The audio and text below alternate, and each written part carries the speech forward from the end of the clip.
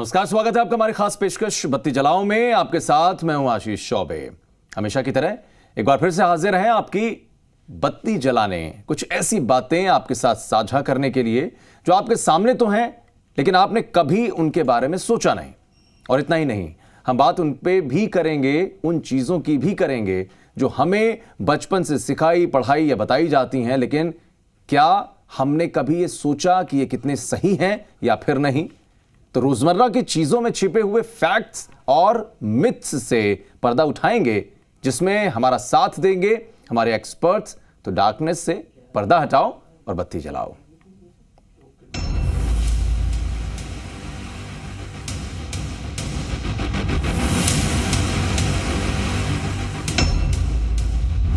Corona virus बना बड़ी महामारी।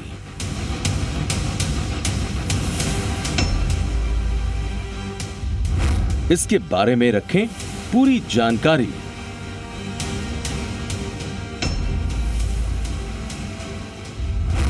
फेफड़े समेत कई अंगों पर पड़ रहा असर।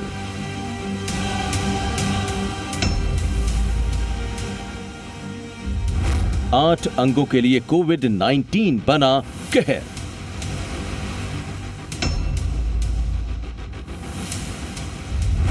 बचाव के लिए करें जरूरी उपाय।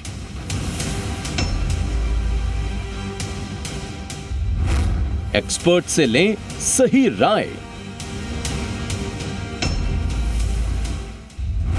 सोच से पर्दा हटाओ, बत्ती जलाओ। तो कोरोना वायरस पूरी दुनिया में महामारी का रूप ले चुका है। भारत समेत दुनिया के तमाम बड़े देश इससे जूझ रहे हैं। हजारों लोग अपनी जान गंवा चुके हैं। डॉक्टर्स और शोधकर्ताओं की रिपोर्ट के मुताबिक यह वायरस फेफड़ों के अलावा दिल, किडनी, आंत और आपके लीवर को भी प्रभावित कर सकता है, जो जानलेवा भी साबित हो सकता है। और इसी पर चर्चा करने के लिए आज हमारे साथ जुड़ रहे हैं सफदरजंग हॉस्पिटल के कंसल्टेंट डॉक्टर हरीश शर्मा, जो हमारे आज के एक्सपर्ट हैं। डॉक्टर हरीश शर्मा, आपका बहुत स्वागत है कार्यक्रम में।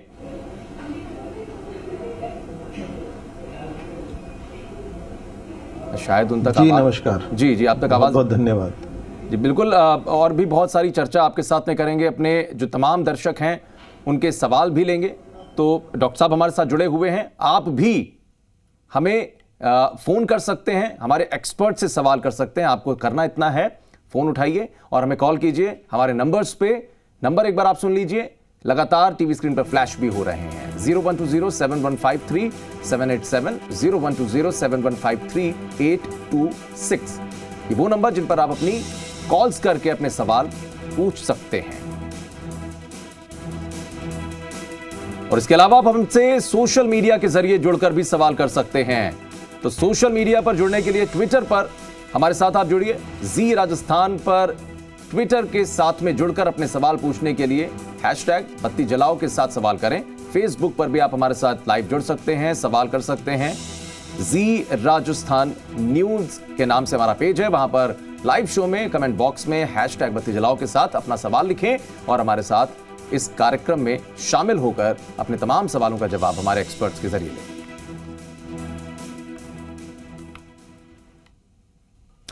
तो चर्चा से पहले चलिए एक रिपोर्ट देख लेते हैं।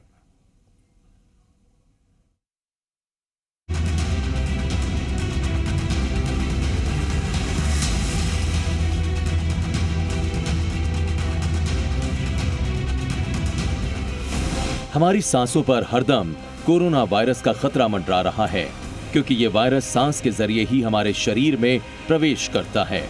वैसे तो कोरोना वायरस फेफड़ों से जुड़ा संक्रमण है, लेकिन डॉक्टर्स और शोधकर्ताओं की रिपोर्ट के मुताबिक ये वायरस फेफड़ों के अलावा दिल, किडनी, आंत, नाल और लीवर को भी प्रभावित करता है। असल में काफी हद तक साइटोकिन स्टॉर्म इन अंगों को नुकसान पहुंचाने की जिम्मेदार होती हैं। हालांकि एक्सपर्ट्स अब भी दूसरी वजहों को ढूंढने में लगे हुए हैं, क्योंकि ये वायरस शरीर के कई अंगों को प्रभावित करता है। इसलिए इस बीमारी के स्वभाव का पता लगाना मुश्किल हो रहा है। साथ ही इससे उबरने में कई मुश्किलें भी आ रही हैं। बात किडनी की जाए तो अमेरिका में जो लोग कोरोना वायरस की वजह से अस्पताल में भर्ती हुए, उनमें से आधे लोगों के पेशाब में खून या प्रोटीन पाया गया, जिसका मतलब है कि उनकी किडनी को नुकसान पहुंच रहा था। न्यूयॉर्क और वुहान में 14 से 30% कोरोना वायरस के मरीजों को किडनी फेलियर की वजह से डायलिसिस या रीनल रिप्लेसमेंट थेरेपी की जरूरत पड़ी। कोरोना वायरस का असर दिल पर भी देखा गया। चीन और न्यूयॉर्क के डॉक्टर्स ने ऐसे कई मामले देखे जिसमें कोरोना वायरस मरीजों के दिल को नुकसान पहुंचा रहा था। मरीजों के दिल में इन्फ्लेमेशन यानी मायोकार्डाइटिस और एरिथमिया जैसी दिक्कतें भी देखी गईं, जिसकी वजह से कार्डियक अरेस्ट होता है। कोरोना के चलते ब्लड क्लॉट्स भी बन रहे हैं, तो वुहान में कोरोना वायरस के 80 मरीजों पर शोध किया गया, जिनमें से 20 पल्मोनरी एम्बोलिज्म के शिकार हुए और उनमें से 8 की जान भी चली गई। अमेरिका में कोरोना के मरीजों को इस बीमारी से बचाने के लिए खून को पतला करने की दवाइयां भी दी जा रही हैं। कोरोना वायरस आपकी नाक और जीभ पर भी हमला कर रहा है। हाल ही में यह साबित हुआ कि गंध और स्वाद का न आना भी कोरोना वायरस का लक्षण है। अक्सर गंभीर लक्षणों से पहले लोगों ने सूंघने और स्वाद चखने की क्षमता खो दी। गंध और स्वाद के अलावा कोरोना आपकी आंखों को भी शिकार बना रहा है। कई मामलों में पिंक आई या कंजक्टिवाइटिस देखा गया। चीन के 38 मरीजों के शोध में पता चला कि हर तीसरे मरीज को कंजक्टिवाइटिस हुआ था। हालांकि ऐसे लक्षण कम लोगों में दिखे हैं, लेकिन शोध का कहना है कि ऐसा तब होता है जब कोरोना वायरस आंख के रास्ते शरीर में प्रवेश करता है। जैसे जैसे रिसर्च की रिपोर्ट सामने आ रही हैं, वैसे वैसे इस वायरस की प्रकृति के बारे में नए नए खुलासे हो रहे हैं। ऐसे में ये जरूरी है कि हम इस वायरस से बचने के लिए WHO की गाइडलाइंस को फॉलो करें और अपने घर में ही रहें। ब्यूरो रिपोर्ट, जी मीडिया।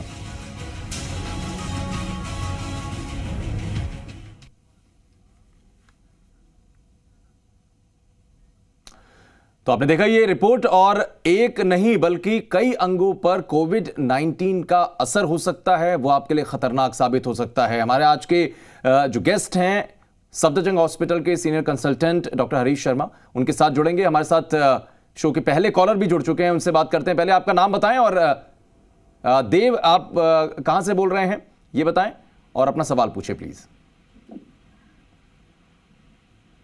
जी नमस्कार। जी देव, सवाल करें अपना।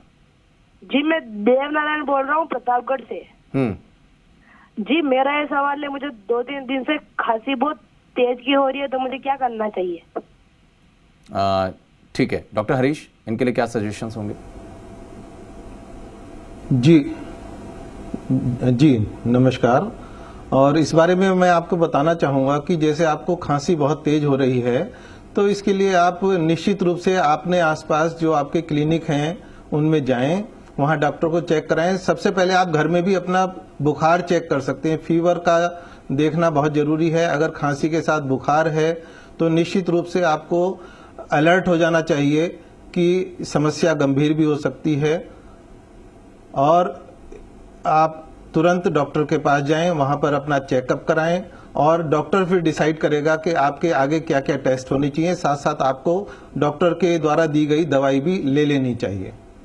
चलो बिल्कुल, आप डॉक्टर से कंसल्ट करें, आप दवा लें तो ज़्यादा बेहतर होगा। और इस तरीके के सिम्टम जो लगातार सामने आ रहे हैं, उसको लेकर लापरवाहियां बिल्कुल मत बरतिए। डॉक्टर हरीश, निश्चित रूप से जब ये कहा जा रहा था कि कोरोना आपके सबसे पहले लंग्स को इफेक्ट करता है, लेकिन धीरे धीरे ये भी पता चलने लगा कि कहीं ना कहीं एक से अनेक बीमारियां भी हो सकती हैं और तमाम आपके ऑर्गन्स को इफेक्ट कर सकता है। ये शोध जो निकल कर आया, सबसे पहले तो उस पर ही आपसे एक प्रतिक्रिया चाहेंगे, क्या कुछ बातें इसमें और कही गई हैं? जी आशीष जी इस बारे में मैं 2 मिनट में बताना चाहूंगा कि मनुष्य के शरीर में 5 इंपॉर्टेंट अंग होते हैं, वाइटल अंग जिनको कहा जाता है: ब्रेन, हार्ट, लंग, किडनी और लीवर। और ये 5 अंगों में से किसी भी एक अंग को अगर नुकसान होता है तो निश्चित रूप से जान का खतरा होता है। तो कोरोना वायरस रेस्पिरेटरी सिस्टम को तो जरूर पहले अफेक्ट करता है, लेकिन इसके अलावा और भी किसी को अंग को अगर अफेक्ट करता है, चाहे वो किडनी हो चाहे वो लीवर हो, तो निश्चित रूप से जान का खतरा होता है। और हमारे साथ एक कॉलर जुड़ चुके हैं, उनसे बात करते हैं। मनीष हैं जोधपुर से, बहुत स्वागत है कार्यक्रम में आपका। सवाल पूछें प्लीज। नमस्कार सर जी, मनीष बोल रहा जोधपुर से। सवाल पूछिए अपना। सर जी ऐसा है कि ग्रामीण इलाके में सबसे ज्यादा कोरोना से भी ज्यादा खतरनाक बीमारी है सर, ये डिप्रेशन। हम तो रोज लाते रोज खाते हैं, अब बहुत ठीक है। डिप्रेस्ड भी आप जैसा आप बता पा रहे हैं कि आप रहते हैं, या वहां पर और भी लोग आपके जो समूह में होंगे या जो आपके आसपास रहते होंगे। डॉक्टर, डिप्रेशन की जहां तक बात है, ये एक तरीके से बार बार हम लोग कहते हैं कि अगर कोई डिप्रेशन में जाता है तो कई बार मेंटल डिसऑर्डर का शिकार भी हो जाता है, तो क्या उसको भी जोड़कर देखें कहीं से इसे? जी देखिए, मेंटल डिप्रेशन से आदमी निश्चित रूप से एकाकी जीवन में चला जाता है और डिप्रेशन के साथ और भी बीमारियों का खतरा बढ़ जाता है। संक्रमण का खतरा और ऑर्गन डिसफेलियर का भी खतरा बढ़ जाता है। लेकिन जहां तक मैं समझता हूं, डिप्रेशन से जब तक आदमी खुद थोड़ा सा ध्यान दे तो जान का खतरा नहीं होता है, बीमारियों का खतरा बढ़ता है। और अगर समय पे उनका उपचार करवा लिया जाए और डिप्रेशन का भी इलाज कराया जाए तो निश्चित रूप से इस बारे में ठीक होने की संभावना बढ़ जाती है। ठीक है। एक सवाल मेरा भी है कि डिप्रेशन की वजह से क्या इम्यूनिटी पर भी आपका, जैसा कि अभी हमारे दर्शक ने बताया कि वो जी डॉक्टर, इम्यूनिटी पर भी आप असर होता है क्या? ये सवाल आप इसका भी उत्तर दीजिएगा। लेकिन एक कॉलर भी है, बहुत अच्छी बात कह रहे हैं आप। हाँ, एक कॉलर भी हमारे साथ जुड़ गए हैं, उनसे भी बात कर लेते हैं, उनका सवाल भी ले लेते हैं। राधाकृष्ण जी हैं जोधपुर से, बहुत स्वागत है कार्यक्रम में। सवाल पूछे प्लीज अपना। हेलो सर जी, सवाल पूछें प्लीज अपना राधाकृष्ण जी। नमस्कार जी। नमस्कार सर, आप अपना सवाल पूछें प्लीज। सर हमारे को रात को नींद आती है, तो नींद में सपने बहुत आते हैं सर। नींद आती है, नींद में सपने बहुत आते हैं सर। चलिए ठीक है, आपका सवाल वैसे ये कॉन्टेक्स्ट है नहीं, फिर भी अब नींद में सपने आपको बारे में मैं आपको जी डॉक्टर प्लीज आप देखिए, नींद और सपनों से इस बीमारी का कोई लेना देना नहीं है। ये निश्चित रूप से एक तनाव का कारण है, तनाव का कारण है। और इसके लिए मैं कहूंगा कि आप निश्चित रूप से रोजाना आधे से 1 घंटा व्यायाम कीजिए तो नींद भी अच्छी आएगी और सपने आने कम हो जाएंगे। और लगातार जिस तरीके से सवाल आ रहे हैं, एक और कॉलर हमारे साथ जुड़ चुके हैं, उनसे बात करते हैं। प्लीज, बहुत स्वागत है आपका कार्यक्रम में। सवाल पूछे प्लीज अपना। जी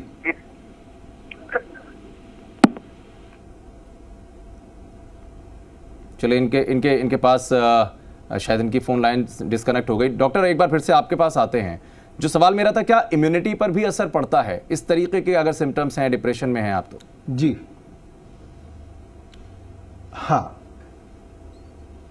जी, मैं बताना चाहूंगा कि ये बहुत अच्छा विषय है आपने जो उठाया है, क्योंकि इम्यूनिटी से पूरी बॉडी के, डिप्रेशन से पूरी बॉडी पर फर्क पड़ता है और इम्यून सिस्टम भी आदमी के तनाव से, आदमी की अच्छी वेलबींग से जुड़ा हुआ है। यदि हम तनावग्रस्त लगातार रहते हैं तो उससे हमें बहुत सारी परेशानी, ब्लड प्रेशर वगैरह होती हैं और साथ साथ हमारा इम्यून सिस्टम भी कमजोर पड़ता है।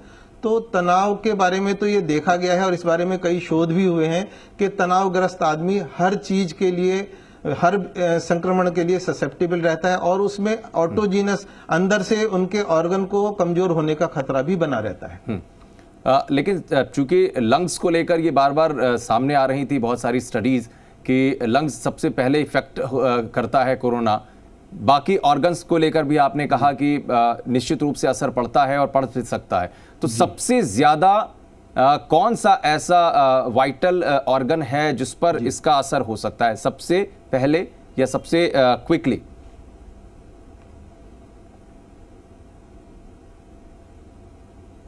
जी, इस बारे में मैं आपको बताना चाहूंगा कि निश्चित रूप से कोरोना का असर तो सबसे पहले रेस्पिरेटरी सिस्टम यानी कि फेफड़ों पर होता है। लेकिन आज के परिवेश में जैसे कि पिछले कुछ सालों में ये देखने में आया है कि किडनी बीमारी के, गुर्दे की बीमारी के मरीज बहुत तेजी से बढ़ते जा रहे हैं और विगत कुछ वर्षों में बहुत से लोग डायलिसिस के लिए बढ़ते जा रहे हैं। तो किडनी की बीमारी एक ऐसी है, क्योंकि किडनी हमारे शरीर में 2 होती हैं, तो जब तक कि वो थ्रेशहोल्ड से नीचे हमारी बीमारी नहीं बढ़ती, हमें नहीं पता चलता कि हमारी किडनी किसी बीमारी से ग्रस्त है।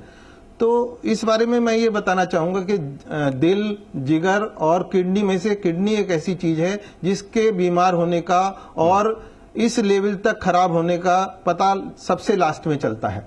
उससे पहले अगर हमारी किडनी खराब है तो किसी भी बीमारी से जब हमें संक्रमण होता है कोरोना वायरस, तो जिन व्यक्तियों की किडनी कंप्रोमाइज स्टेज में है, निश्चित रूप से उनको सबसे पहले किडनी का खतरा होगा। बिल्कुल, और ये कहीं ना कहीं जो जानकारी दर्शकों तक भी पहुंच रही है वो भी उनके बड़े काम की है, क्योंकि अगर आपके परिवार में या आप खुद अगर इस तरीके से किसी भी डिजीज से पीड़ित हैं तो अपने आप को थोड़ा सेफ रखें और कोशिश कीजिए कि आप संक्रमण से दूर रहें। एक और कॉलर हमारे साथ जुड़ गए हैं। सुरेश, बहुत स्वागत है कार्यक्रम में आपका। सवाल पूछें प्लीज अपना। हेलो सुरेश जी, स्वागत है आपका कार्यक्रम में। सर नमस्ते। जी नमस्ते, सवाल पूछें प्लीज। जी सर मेरे मेरे 10 साल की नमस्कार। हार्ट के लिए स्टेंट डले हुए हैं और एक किडनी बड़ी मिस करती है। सुरेश जी, आपकी आवाज देखिए स्पष्ट नहीं आ रही है, थोड़ा सा अगर आप लाउड बोलेंगे तो हो सकता है कि सुन पाए सवाल। मैं बोल रहा था कि मेरे स्टेंट डले हुए हैं दोनों हार्ट के अंदर। हेलो जी जी जी, पूछें। और दो हार्ट के दोनों हार्ट के अंदर स्टेंट डले हुए हैं और 10 साल हो गए और एक किडनी नहीं है मेरे, तो मुझे क्या करना चाहिए? नहीं, किस चीज के 10 साल हो गए? साफ सुनाई नहीं पड़ रहा सुरेश जी, आपकी बात बिल्कुल स्पष्ट नहीं समझ में आ रही। हार्ट की एंजियोग्राफी कराई है। अच्छा, हार्ट की आपने एंजियोग्राफी कराई थी, एंजियोप्लास्टी हुई है हाँ, आपकी? 2 बार। हाँ, 2 बार हो चुकी। ठीक है। अच्छा, एंजियोग्राफी। जी ठीक है, ठीक है। और एक किडनी नहीं है मेरे। जी ठीक है, मैं डॉक्टर से खुद ही, ठीक है, आपके लिए क्या सजेशन हो सकता है ऐसे में? डॉक्टर प्लीज बताएं इनको।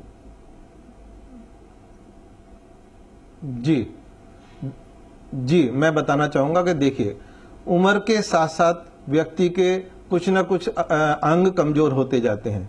तो ऐसे में सभी को ये पहले से ही गाइडलाइन जारी की गई है कि जो उम्र में 40 या 50 वर्ष से ऊपर के हैं या जिनका कोई भी सिस्टम शरीर का अफेक्टेड है, जैसे आपके साथ है कि आपकी एंजियोप्लास्टी या एंजियोग्राफी जो भी आप बता रहे हैं हुई है। अगर एंजियोग्राफी हुई है तो कोई बड़ी बात नहीं, वो तो एक टेस्ट है। लेकिन अगर एंजियोप्लास्टी हुई है तो आपको निश्चित रूप से बहुत सजग, सतर्क रहना होगा कि आप कोरोना तो क्या किसी भी तरीके के संक्रमण से बचें, वरना आपके लिए निश्चित रूप से अन्य व्यक्तियों की तुलना में खतरा ज्यादा रहेगा। बिल्कुल, एक और कॉलर हमारे साथ जुड़ गए हैं, अब सीधे उनसे बात करते हैं। कपिल हैं कोटपुतली से, बहुत स्वागत है आपका कपिल साहब, पूछे सवाल अपना। जी सर, मैं ये जानना चाहता हूँ कि कोरोना से हमारे हार्ट पे या लीवर पे कुछ इफेक्ट पड़ता है क्या? हाँ, उसी की चर्चा हो रही है कपिल। अगर आप शो देख रहे होंगे तो डॉक्टर उसी पर ही बता रहे हैं कि क्या कुछ असर हो सकता है। एक बार फिर से चलिए, आपने सवाल पूछा इसलिए आपके सवाल पर ही चर्चा कर लेते हैं। डॉक्टर साहब।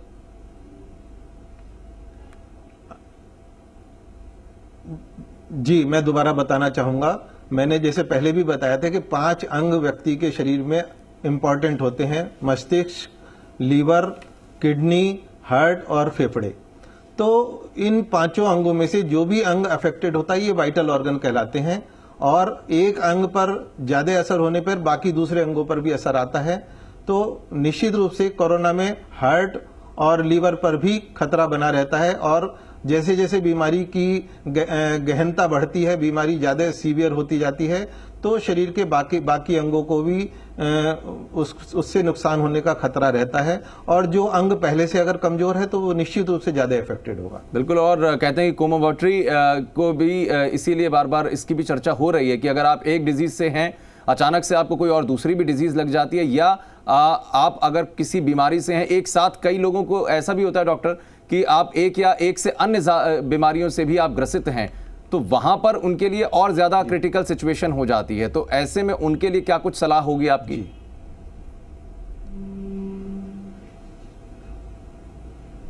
जी, मैं बिल्कुल बताना चाहूंगा कि क्रोनिक डिसीजेज मेनली हमारे इंडिया में 2 आज के समय में ज्यादा ऐसी बीमारी है जिन पे हमें ध्यान देना है। एक तो हाइपरटेंशन और एक डायबिटीज। और हाइपरटेंशन दिल पर सबसे ज्यादा असर करता है, और उसके बाद मस्तिष्क पर और किडनी पर असर करता है।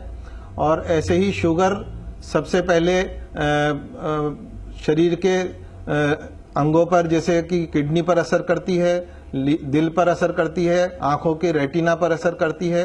तो 2-3 बीमारी ऐसी हैं जो कि कोई भी क्रोनिक बीमारी शरीर के अंगों को धीरे धीरे कमजोर पहुंचाती है, कमजोर कर देती है। हाँ। तो ऐसे बीमारी से ग्रसित व्यक्ति को, जिनको की पुरानी हिस्ट्री है, उनको निश्चित रूप से बहुत सावधान रहना चाहिए और अपनी उस बीमारी को भी पूर्ण रूप से डॉक्टर की सलाह से कंट्रोल में रखने की कोशिश करनी चाहिए। चलिए, एक और कॉलर हमारे साथ जुड़ गए हैं उदयपुर से। बहुत स्वागत है कार्यक्रम में आपका।